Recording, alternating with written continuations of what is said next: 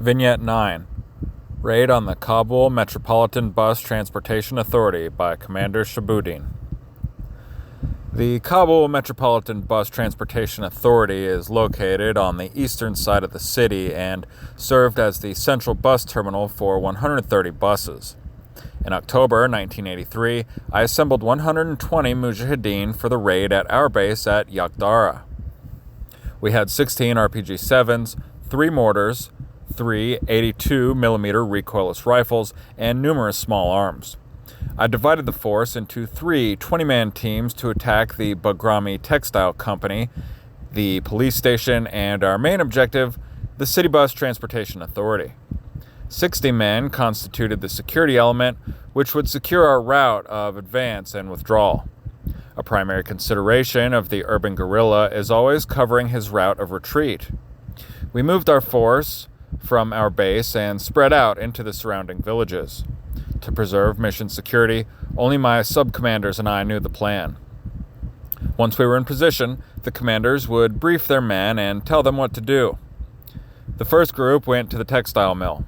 The second group, reinforced with an 82mm recoilless rifle, a mortar, and some RPG-7s, set out to attack the police station at Kart-e-Nah. I commanded the main attack against the bus authority. As we moved, we posted security elements outside all the security outposts in the area. I sent one group of Mujahideen to the Ekbal Cinema to attack the security outpost located there so that they would not interfere with our raid. As our Mujahideen were getting ready to attack the outpost, a roving jeep patrol came by. They destroyed the jeep with a rocket. The soldiers in the security outpost saw the burning jeep and ran away. The Mujahideen captured 3 Kalashnikovs at this site. I led my group to the large enclosure of the Bus Transportation Authority. When we got there, I posted a few guards to prevent anyone from surprising us. Then we attacked the security detachment at the bus park. We killed 8, captured 2, and torched 127 buses in the enclosure. Only 3 buses escaped destruction. We also captured 13 to 14 Kalashnikovs and 155 bayonets. We withdrew over our escape route to our base camp. I learned that the group attacking against the textile mill fired their mortar and heavy weapons and inflicted damage on the building. Kabul was without full bus transport for a good while. Commentary. The urban guerrilla attacks the credibility of the government by chipping away at morale, attacking notable government targets, and disrupting the daily life of the populace. The bus terminal was an optimum target since it clearly demonstrated the reach of the Mujahideen and slowed the life of the capital city considerably. Vignette 10. Weapons Raid in Charikar by Commander Sarshar. Charikar, the capital of Parwan Province, has a compact city core approximately 1 kilometer by 1 kilometer and a large suburb. The northern section of Charikar is called the New Jail Area. The headquarters of the DRA militia forces, self-defense units, was in the New Jail Area. Malek Shah was our contact inside the headquarters. In October 1983, he promised to get us inside the militia compound when the commander of the compound was asleep. I brought 65 Mujahideen from my base camp for this mission. We were armed with 2 Goryunov heavy machine guns, 3 PK medium machine guns, 4 RPG-7s, and Kalashnikov and Enfield rifles. I divided my force into 3 security groups and an assault group. One security group deployed near the road northeast of the headquarters, while the other deployed to the northwest of the headquarters to cover the other flank. These 2 security groups protected the assault group. The 3rd security group secured our withdrawal route north to Ofian-e-Sharif. We approached the target in the night at 0200 hours. At 0300 hours, we got a flashlight signal from the headquarters. I climbed the wall, and the 8 other Mujahideen in the assault group followed me. We were all inside the compound, and Malek Shah was just starting to point out the 3 rooms of the compound building when one of the sleeping militia got up. He saw us and began shooting. We had no time, so we burst into the 3 rooms, firing as we went. I led the group into their commander's room. We killed 20, and I lost 1 KIA and 1 WIA. We captured 16 Kalashnikovs, and I got their commander's Makarov pistol. Since all the firing was inside the rooms, much of the noise was muffled, and the other security outposts did not react. Apparently, the other security posts did not know that we had taken this post. We left the post before dawn. We went back to Ofiani Sharif, and the following night returned to our base camp in Gorband. Commentary. The side streets of Charikar are narrow and crooked. Security of the flanks and withdrawal route were always a prime consideration and took most of the urban fighters' personnel. In this instance, 87% of the force was used for security. It was probably not excessive. One wonders about the effectiveness of Charikar's security system when 20 soldiers are killed with automatic weapons at 0300 hours in the morning and nobody notices. Vignette 11. Night Raid on a City Outpost by Ghulam Farooq. I was a high school student in Kandahar. I used my student identification to move freely around the city to support the Mujahideen. I would try to make contacts with DRA soldiers in the government outposts during the day, and then the Mujahideen would use the soldiers' information to attack them at night. One day in January 1984, I made contact with a soldier who showed a willingness to cooperate with the Mujahideen in capturing his outpost. This was the Sarai-e-Satha security outpost in Kandahar. The post was located on the second floor of a building in the Bazar-e-Shah section of the city. This is across from the road junction of Al-Azai Street and Bazar-e-Shah. The outpost was located there since the Mujahideen used Al-Azai Street to enter the city, and the outpost controlled this path. I took the soldier with me on my bicycle to Chardewal, some 6 kilometers south of the city. There we met with my commander, Ali Yawar. We all discussed our plan, and then I brought the soldier back to the city on my bicycle. That night, our group of 30 Mujahideen assembled.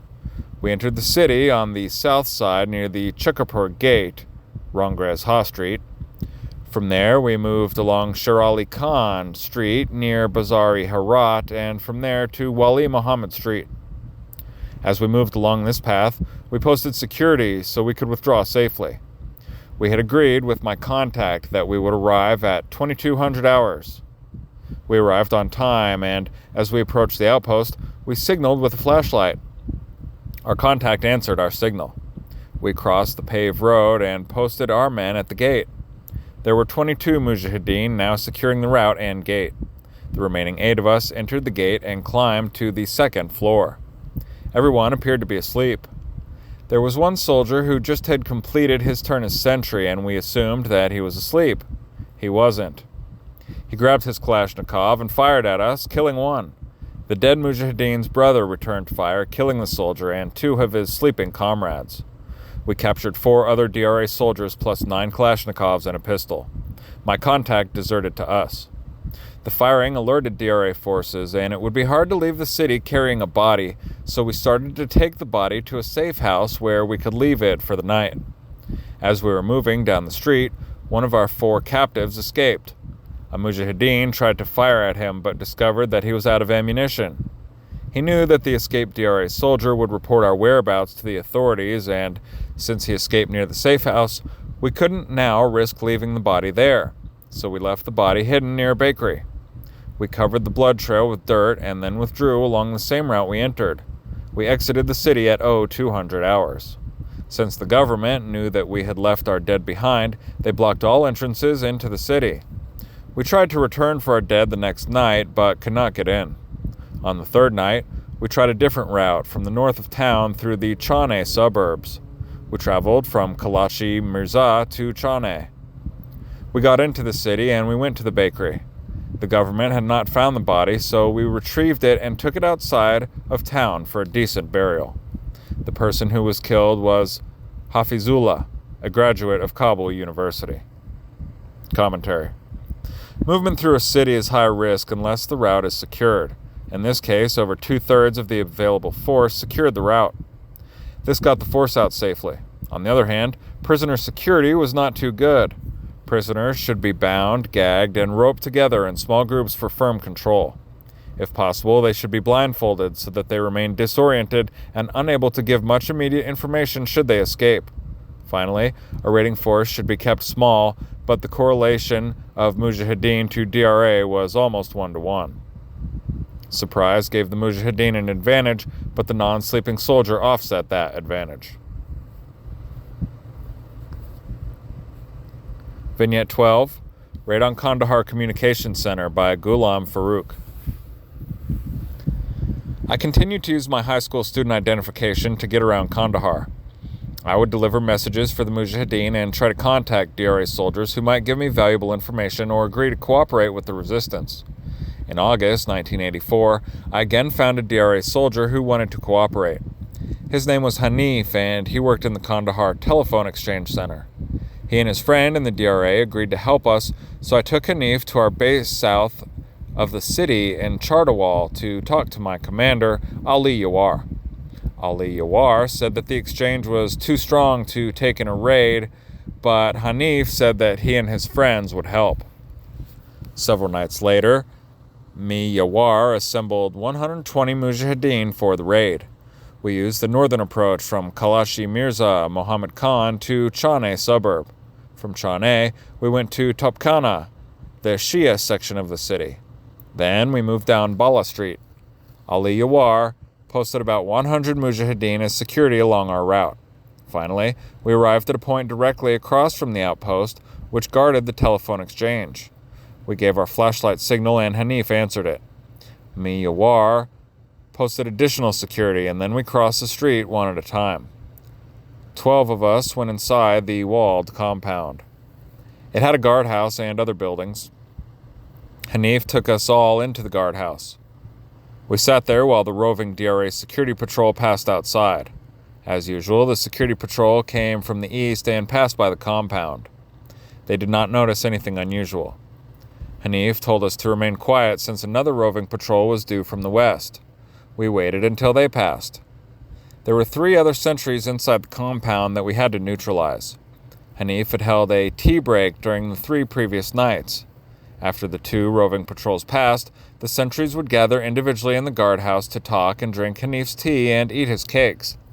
As the first sentry entered the guardhouse, we overpowered him, bound and gagged him, and took him to the outside security group who took him away. In this fashion, we got rid of the 3 sentries.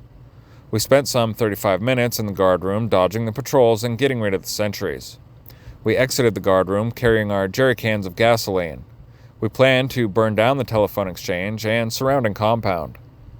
As we entered the main telephone exchange building, the guard who was sleeping inside woke up. As we were climbing the stairs to the 2nd floor, he took his Kalashnikov and began shooting. He killed Mohammed Nabi from Chardawal and Shurandam. He wounded Ghulam Reza. Things became very chaotic at that point. We were firing in all directions, and other people were firing back. No one knew what was going on. We grabbed 9 Kalashnikovs and our dead and wounded and left. In our haste, we did not set anything on fire. We retraced our steps and reached Kalashi Mirza Mohammed Khan about 230 hours in the morning. The next day, we learned that we killed 4 DRA soldiers plus some of their relatives who were staying there with them. Commentary. The Mujahideen had a good movement plan through the city, but no plan for action once they were inside the compound. Consequently, there was no rehearsal before the raid. The commander left the critical inside plan to the collaborator, which is not always a good idea. In effect, the commander surrendered his command to an outsider at the critical phase of the raid. The raiding force spent 35 minutes altogether inside the guardhouse. This is very risky. The concentrated raiding force was very vulnerable in case the collaborator had not really turned. Further, sleepers don't always sleep throughout the night, and guardhouses get a lot of visitors. The raiders needed a covering force inside the compound.